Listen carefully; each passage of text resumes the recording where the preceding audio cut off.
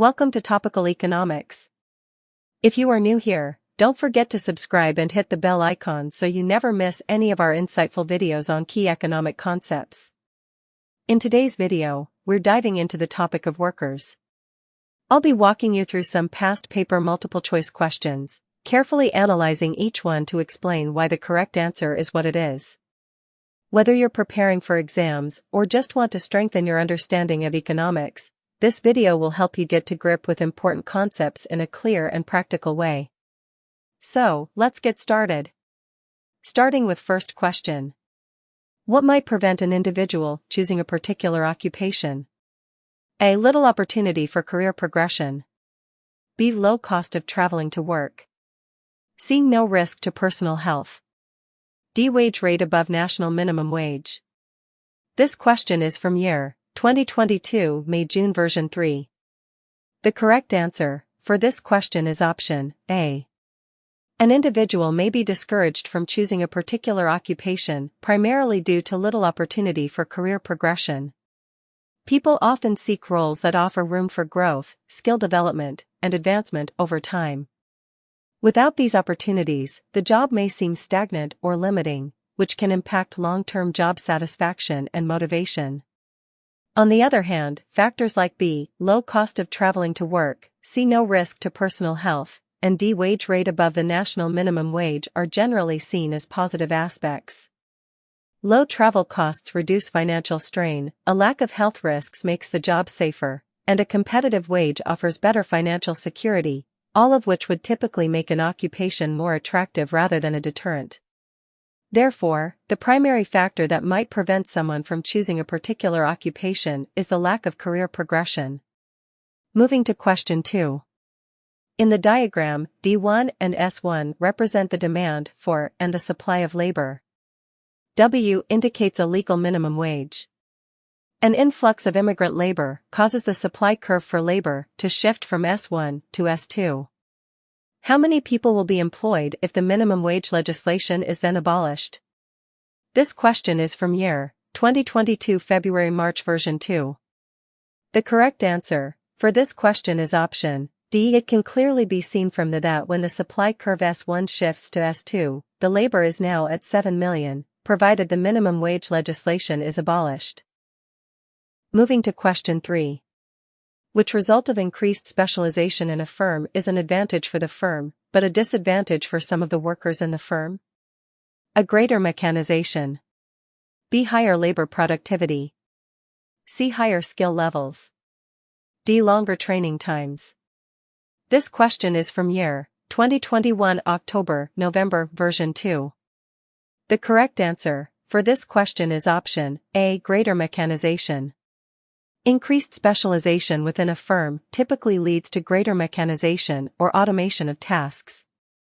When workers specialize in specific roles or tasks, firms often find it more cost-effective to invest in machinery or technology that can handle these repetitive, specialized tasks more efficiently than human workers. Greater mechanization helps the firm reduce costs, increase efficiency, and maintain high levels of production. Moving to question 4. The diagrams show the wage rates of cleaners, OWC, and nurses, ON. What is the result if a national minimum wage of OM is introduced? This question is from year 2021 October-November version 2. The correct answer for this question is option D. We see that OM is set above the equilibrium wage for cleaners, OWC, so the wage rate for cleaners could potentially rise. And that we also see that OM is below the equilibrium wage for nurses, so the wage rate will remain unchanged. Moving to question 5.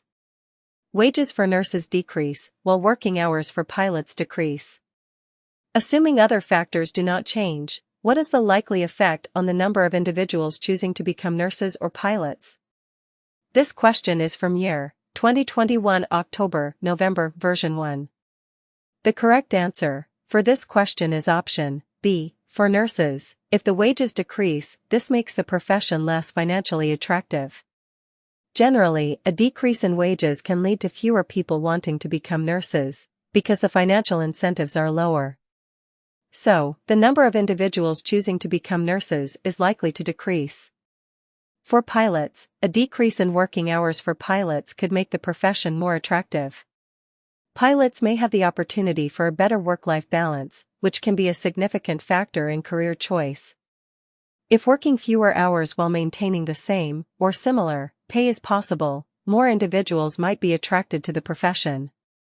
Therefore, the number of individuals choosing to become pilots is likely to increase. Moving to question 6. The diagram shows the demand for and supply of labor in an industry. The original equilibrium is X. A trade union then negotiates a wage rate of W. What identifies the change in employment? This question is from year 2021 May-June version 1. The correct answer for this question is option C. This likely refers to the reduced quantity of labor, employment, in response to the new wage rate W, which is a typical result of a higher wage leading to decreased demand for labor and increased supply, but resulting in a net decrease in employment. Thus, it identifies the change in employment as a result of the trade union's negotiation, where the higher wage, W, leads to a change in the quantity of labor hired, a decrease in employment due to the higher wage rate. So, option C. RS reflects the change in employment after the wage negotiation. Moving to question 7. What would be a disadvantage of specialization for a worker? A. A low price of the product that they make. B. Boredom due to repetition of the same task. C. Higher quality of the good. D. The opportunity to undertake training. This question is from year 2021 May-June version 2. The correct answer for this question is option B. Boredom due to repetition of the same task. A key disadvantage of specialization for a worker is that it often involves doing the same task repetitively, which can lead to boredom and monotony. Specialization means that workers focus on a narrow range of tasks or even a single task over and over again. While this can lead to increased efficiency and skill development in that particular task, it can also cause dissatisfaction and a lack of variety in their work, which can negatively impact motivation and job satisfaction. Analyzing the other options. Option A. A low price of the product that they make. Specialization tends to increase productivity and efficiency, which often leads to lower costs and potentially a lower price for the product. However, this is not necessarily a disadvantage for the worker, especially if their wages are tied to the value of their work or the company's profitability. Next, option C. Higher quality of the good. Specialization typically results in higher quality, as workers become highly skilled in their specific task. This is a benefit, not a disadvantage.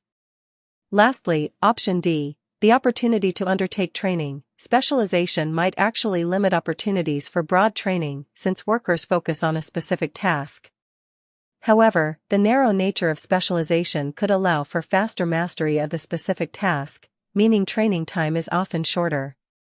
This is generally seen as an advantage for workers, not a disadvantage. Moving to question 8. What might cause a rise in wages? A. A more elastic supply of labor. B. An increase in the size of the labor force. C. Improved fringe benefits for workers. D. The introduction of a national minimum wage. This question is from year 2021 February-March version 2. The correct answer for this question is option D. The introduction of a national minimum wage. The introduction of a national minimum wage sets a legal floor for wages, ensuring that employers cannot pay workers below a certain amount. This leads to an increase in wages for workers earning below the new minimum wage, and it can also put upward pressure on wages for other workers in the labor market, especially in low-wage sectors. Analyzing the other options. Option A. A more elastic supply of labor means that there are more workers available for a given job or role, often leading to downward pressure on wages because the supply of labor is higher than demand. This would not typically cause a rise in wages. Next, option B. An increase in the size of the labor force means there are more workers competing for jobs, which generally leads to a decrease in wages, or at least limits wage growth, if demand for labor doesn't increase at the same rate. This would not cause a rise in wages. Lastly, option C, improved fringe benefits for workers, like health insurance or pensions, can make a job more attractive. They are not typically counted as direct wage increases. They are additional benefits, not a rise in the wage rate itself. This would not directly cause an increase in wages. Moving to question 9. What benefit is likely to result from the extension of specialization within manufacturing? A. For a consumer, there are more individually made goods available. B. For a consumer, there could be a lower cost of living. C. For an employee, job satisfaction will increase. D. For an employee, the nature of work is more varied. This question is from year 2020 specimen version 1. The correct answer for this question is option B. For a consumer, there could be a lower cost of living. The extension of specialization within manufacturing leads to greater efficiency and productivity. When workers specialize in a specific task or role, they can perform it more quickly and with greater skill. This results in lower production costs for firms, which can, in turn, lower the price of goods for consumers. As production becomes more efficient, manufacturers can produce more goods at a lower cost, which can contribute to a lower cost of living for consumers by making goods and services more affordable. Analyzing the other options. Option A. For a consumer, there are more individually made goods available. Specialization usually leads to mass production, where goods are produced in large quantities, not individually made. Individual, custom-made goods are generally more expensive and less common in a highly specialized production system. Next, option C. For an employee, job satisfaction will increase. While specialization can increase efficiency, it often leads to boredom or monotony for workers, as they repeat the same task over and over. This usually decreases job satisfaction rather than increasing it. Lastly, option D. For an employee, the nature of work is more varied. Specialization typically reduces the variety of tasks a worker performs. Employees who specialize in a specific task often perform it repeatedly, which can lead to a lack of variety in their daily work. Moving to question 10. Why do women, on average, earn less than men? A. Women may be less able than men. B. Women are not eligible for government jobs. C. Women may not work as hard as men. D. Women often face discrimination in the workplace. This question is from year 2020 October-November version 1. The correct answer for this question is option D. Women often face discrimination in the workplace. The gender wage gap is a complex issue, but one key reason why women, on average, earn less than men is due to discrimination in the workplace. Despite progress toward gender equality, women may still face biases in hiring, pay, promotion, and job opportunities. This can result in women being paid less than men for performing the same job or being passed over for higher paying roles or career advancement. Analyzing the other options. Option A, women may be less able than men, is a stereotype and not a valid reason for the wage gap. There is no evidence that women are less capable than men in the workplace. In fact, studies show that when men and women are equally qualified, gender bias often influences pay and promotions. Next, option B, women are not eligible for government jobs, is inaccurate. In most countries, women are eligible for government jobs and can hold positions in all sectors, including public service, politics, and administration. The wage gap exists across all industries, not just government jobs. Lastly, option C, women may not work as hard as men, is a generalization and stereotype. There is no evidence to suggest that women work less hard than men. Work performance is individual and varies based on skills, experience, and job responsibilities, not gender. Moving to question 11. What is usually considered to be an advantage to a firm of using division of labor? A. High labor turnover. B. Increased mechanization. C. Movement of labor between tasks. D. Need for quality control. This question is from year 2020 October-November version 3. The correct answer for this question is option B, increased mechanization. One of the primary advantages of division of labor is that it allows for increased mechanization and automation. By dividing tasks into simpler, repetitive steps, it becomes easier for firms to introduce machines or automated systems that can handle specific parts of the production process. This leads to increased efficiency and productivity, as machines can often perform repetitive tasks faster and more accurately than humans, reducing the need for manual labor and lowering production costs in the long run. Analyzing the other options. Option A, high labor turnover, is typically a disadvantage for firms. When workers frequently leave and are replaced, it can disrupt production, increase training costs, and lower morale. This is not an advantage of division of labor. Next, option C, movement of labor between tasks. Division of labor typically reduces the movement of labor between tasks because workers specialize in specific jobs. This can lead to boredom or monotony, and workers become less flexible in their roles, which is generally a disadvantage rather than an advantage. Lastly, option D, need for quality control. While quality control is necessary in any production process, the division of labor does not inherently create a need for quality control. In fact, dividing tasks into specialized roles can lead to more consistent output, but it can also make it harder to ensure the overall quality if quality control is not implemented. Therefore, this is not a key advantage of division of labor. Moving to question 12. In which occupation would wages tend to increase?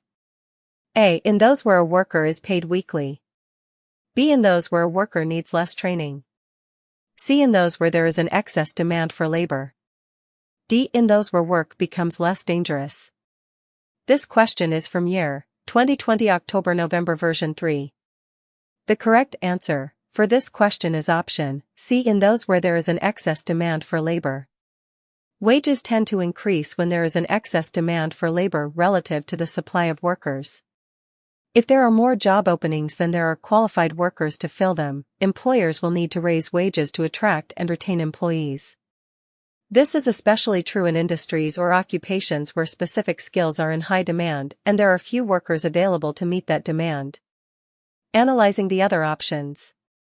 Option A. In those where a worker is paid weekly, the frequency of payment, weekly, monthly, etc., does not directly affect the level of wages. Wages are determined by supply and demand in the labor market, not by how often a worker is paid. Next, option B. In those where a worker needs less training, jobs that require less training may offer lower wages because they are often easier to perform, and many workers can fill the roles. The wages in these jobs may not increase as much, especially if the supply of workers is high. Last, option D. In those where work becomes less dangerous, while making work safer may improve job satisfaction and attract workers, it does not necessarily lead to an increase in wages. In fact, safer jobs might see wages stabilize or decrease if the job becomes less demanding or specialized. Moving to question 13. What does not have an effect on wages in a free market economy? A. Danger levels in the workplace. B. Government regulations. C. The number of people willing and able to work. D. The years of training required. This question is from year 2020 October-November version 2. The correct answer for this question is option B. Government regulations. In a free market economy, wages are primarily determined by the forces of supply and demand for labor, with employers willing to pay workers based on their skills, experience, and the economic value they provide. Government regulations, such as minimum wage laws or labor protections, can influence wages, but they do not directly reflect the market's supply and demand dynamics, which are central to wage determination in a free market system. Analyzing the other options. Option A. Danger levels in the workplace. Jobs that involve higher risks or hazardous conditions tend to pay higher wages to compensate workers for the danger they face. This is a classic example of how wages are influenced by supply and demand based on working conditions. Next, option C. The number of people willing and able to work. The supply of labor, i.e., the number of workers available and qualified for a job, plays a major role in determining wages. If there is a surplus of workers for a particular job, wages may fall, while a shortage of workers may push wages up. Lastly, option D, the years of training required. Jobs that require more years of training or specialization tend to offer higher wages because there are fewer workers available with the necessary skills. This also reflects the dynamics of supply and demand in the labor market. Moving to question 14. When is it most likely that the demand for labor in an industry increases? A. When the demand for the industry's product increases. B. When the level of immigration into the country increases. C. When the level of qualifications needed to work in the industry decreases. D. When the level of wages paid in the industry increases. This question is from year 2020 October, November, version 1. The correct answer for this question is option A, when the demand for the industry's product increases. The demand for labor in an industry is closely linked to the demand for the product or service that industry produces. When there is an increase in demand for the product, firms in that industry typically need more workers to produce and deliver the goods or services, which leads to an increase in the demand for labor. For example, if consumer demand for cars increases, car manufacturers will likely need to hire more workers to meet the increased production needs. Moving to question 15. The graph shows women's wages as a percentage of men's wages in year 1 and year 2. Which statement is shown by the graph to be true? A. Younger women earn more than older women. B. Women's wages remain about the same between the ages of 40 to 50. C. In year 2, all women were earning more than men. D. In year 2, women were earning a higher percentage of men's wages than in year 1. This question is from year 2020 May-June version 1. The correct answer for this question is option D. In year 2, women were earning a higher percentage of men's wages than in year 1. The graph shows that, for the most part, the line for year 2 is above the line for year 1, indicating that women earned a higher percentage of men's wages in year 2 compared to year 1. This statement is true, as year 2 shows higher percentages across the various age groups. Moving to question 16. What is a disadvantage to employers of switching to production using division of labor? A. Average cost decreases. B. Flexibility of workers is lost. C. Repetition of tasks saves time. D. Training time decreases. This question is from year 2020 May-June version 3. The correct answer for this question is option B. Flexibility of workers is lost. When a firm adopts division of labor, each worker is assigned a specific task or set of tasks, and they specialize in those tasks. While this can lead to efficiency gains, it also means that workers become highly specialized in their particular role and may not be as adaptable to other tasks. This loss of flexibility can be a disadvantage for employers, particularly if they face unexpected changes in demand or need to adjust production processes. If a worker is specialized in a single task, it might be harder to reassign them to other roles if needed, leading to potential inefficiencies or disruptions. Analyzing the other options. Option A, average cost decreases, is generally an advantage of division of labor, as specialization typically leads to greater efficiency and lower average costs due to economies of scale. Next, option C, repetition of tasks saves time, is also an advantage of division of labor. Specializing in repetitive tasks allows workers to become more efficient, reducing the time it takes to complete those tasks. Lastly, option D, training time decreases. Division of labor often leads to quicker training because workers only need to learn one specific task rather than a range of different tasks. This is generally seen as an advantage. Moving to question 17. A country has a declining population. It also has a changing population structure in which the size of the 15 to 64 age group is becoming smaller. How could it immediately reduce labor supply shortages? A. Allow immigration of skilled labor. B. Encourage increases in family size. C. Invest more in technological research. D. Lower taxes and increase basic wage rates. This question is from year 2020 February-March version 2. The correct answer for this question is option A. Doctors have a higher opportunity cost in qualifying. Becoming a doctor requires many years of education, training, and a significant investment of time and money. The opportunity cost is the value of what doctors could have earned during those years if they had pursued a different career. Because the opportunity cost is high, doctors typically need to be compensated with higher pay to reflect the long period of training and the foregone alternative earnings. This is a key factor in why doctors' pay is generally higher than that of hospital cleaners. Analyzing the other options.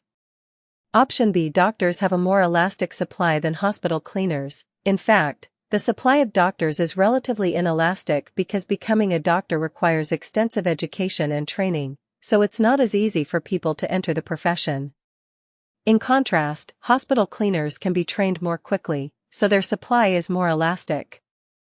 This makes option B incorrect. Next, option C: hospital cleaners belong to trade unions with stronger bargaining powers. While union representation might influence wages, this is not the primary reason doctors earn higher pay. In fact, doctors often belong to professional associations or unions, and their higher wages are typically attributed to their specialized skills and the long training period required, not necessarily stronger bargaining power. Lastly, option D: hospital cleaners have a more inelastic demand than doctors. Statement is incorrect because doctors are highly specialized professionals, and their demand tends to be more inelastic, meaning there is a strong need for their services regardless of pay, compared to hospital cleaners, whose roles can be more easily filled by others. This would not explain the wage difference. Moving to question 18. Which statement explains why the pay of doctors is usually higher than the pay of hospital cleaners? A. Doctors have a higher opportunity cost in qualifying. B. Doctors have a more elastic supply than hospital cleaners. C. Hospital cleaners belong to trade unions with stronger bargaining powers. D. Hospital cleaners have a more inelastic demand than doctors. This question is from year 2020 February-March version 2. The correct answer for this question is option A. Doctors have a higher opportunity cost in qualifying. The pay of doctors is usually higher than the pay of hospital cleaners, primarily because of the higher opportunity cost involved in becoming a doctor. Opportunity cost refers to the value of the next best alternative that is foregone when making a decision. For doctors, the opportunity cost is high because becoming a doctor requires many years of education, training, and often the sacrifice of other potential career earnings during that period. This is a significant investment in time and resources. Because of this, doctors are compensated with higher wages to reflect both the years of training and the potential earnings they give up while studying. Analyzing the other options. Option B: doctors have a more elastic supply than hospital cleaners, is not true. The supply of doctors is generally inelastic because it requires many years of training and education, making it harder to increase the supply of doctors quickly. In contrast, the supply of hospital cleaners is more elastic because the job requires less specialized training and can be filled by a larger pool of workers. Next, option C: hospital cleaners belong to trade unions with stronger bargaining powers. While union membership may affect wages, it's not the main reason why doctors earn more. Doctors typically belong to professional associations, and their wages are more heavily influenced by the education and skills required, rather than bargaining power alone. Lastly, option D: hospital cleaners have a more inelastic demand than doctors, is incorrect. The demand for doctors is generally more inelastic because there is a constant, high demand for their services, and fewer people are qualified to perform those services. Hospital cleaners, on the other hand, can often be substituted more easily by others, so their demand is more elastic. Moving to question 19. What is an example of a non-wage factor? A. Bonus. B. Commission. C. Fringe benefits. D. Overtime rates. This question is from year 2019 October-November version 1. The correct answer for this question is option C. Fringe benefits. A non-wage factor refers to any aspect of a job that affects an employee's decision to work in that job, other than the basic wages or salary. Fringe benefits are non-wage factors because they are additional benefits or perks provided by the employer, such as health insurance, paid vacation time, pension contributions, and other forms of employee compensation beyond direct monetary pay.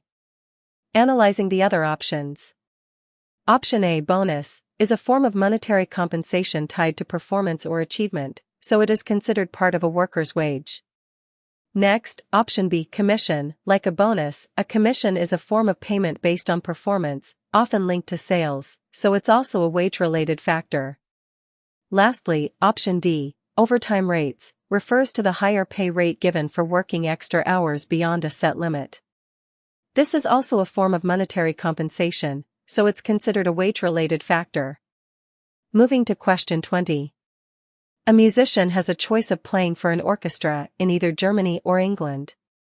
Which combination of incomes and cost of living is most likely to cause her to choose the German orchestra? This question is from year 2019 October-November version 1. The correct answer for this question is option D, lower pre-tax income, higher after-tax income, and lower cost of living. This combination is most likely to cause the musician to choose the German orchestra over the English one for several reasons. Firstly, even though Germany offers a lower pre-tax income, the higher after-tax income suggests that taxes in Germany are likely more favorable or that there are fewer deductions compared to England. This means the musician would retain a larger portion of their earnings after taxes, making it more financially attractive despite the lower gross income. Secondly, the lower cost of living in Germany means that the musician's income will go further. With cheaper living expenses, the musician will need to spend less on everyday items like housing, food, transportation, and other necessities. This increases the purchasing power of their after-tax income, which improves their overall standard of living. Taken together, the combination of higher after-tax income and a lower cost of living makes Germany an appealing option, as the musician can enjoy a higher standard of living with less financial strain, even if the initial salary, pre-tax income, is lower than what might be offered in England. Thank you for watching this video. I hope the explanations of past paper questions and the reasoning behind the correct answers helped clarify some key concepts. If you found this video useful, please don't forget to like, comment, and subscribe to Topical Economics for more insightful lessons and exam tips. Your support is truly appreciated, and it encourages me to keep creating valuable content to help you succeed. Feel free to leave any questions in the comments, and I'll be happy to assist. Thanks again for being a part of the Topical Economics community.